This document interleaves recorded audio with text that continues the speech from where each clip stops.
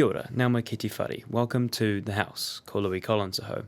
On Friday last week, the government announced that it would be investing $774 million into next week's budget to bolster the existing redress system for the survivors of abuse in state care. This decision to persist with the current redress system is a 180 from what was said by the government during the apology to survivors of abuse in state care.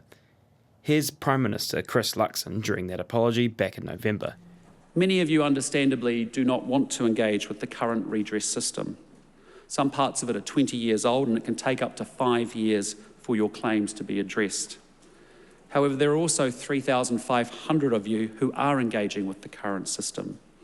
So today I'm announcing the government will invest an additional $32 million to increase capacity in the current system while we work quickly on the new redress system. This funding will increase resources and help ensure the system is more responsive to your needs now. But I also want to assure you today that it is our intention to have a new single redress system operating next year.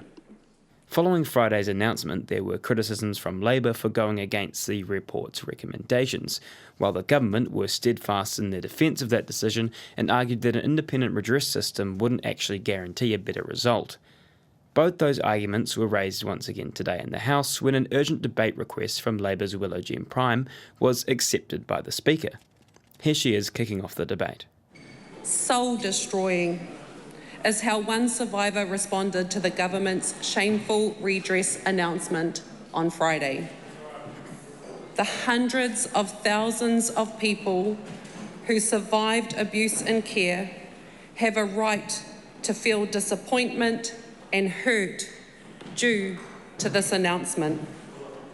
Mr. Speaker, the final report from the Royal Commission was clear.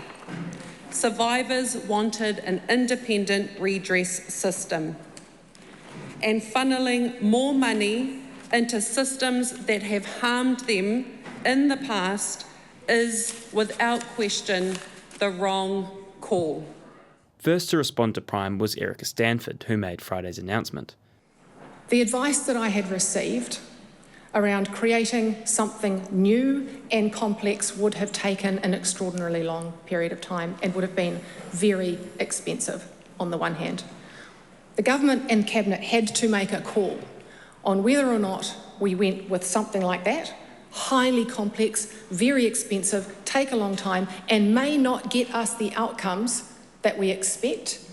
And I think we all know what happens when governments try to create giant, complex, new things. It doesn't always go as planned. Or the other option in front of us was, here are some things that we can do now in moving the system towards that end goal. The Greens' Kahurangi Carter, who had spoken to survivors over the weekend, didn't hold back at her criticism of the figure announced by the government. $774 million is woefully insignificant.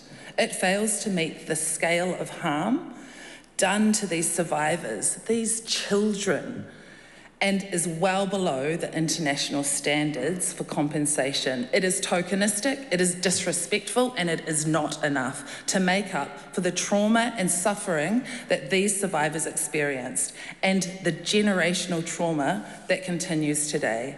New Zealand First Casey Costello, like Stanford, defended the government's decision and pleaded that the issue should not be politicised. Our job in this House and in this government is to try and wade through with a clarity that will provide some direction, some trajectory under which we can seek to diminish the challenges that are being faced by these individuals. And I think it is really important that we do not use this as a political football to kick around this House, using those very voices that we need to be listening to, and we actually look at how we can make these decisions reflective of the voices that you're hearing and how we can continue to develop a process. Te Pāti Māori's Mariamino Kapakingi took issue with Costello's political football comment and suggested that MPs play on. $744 million split across 200,000 survivors of abuse in state and faith-based care equates to only 30 each. That's your total compensation for state-sanctioned abuse. Sorry about it.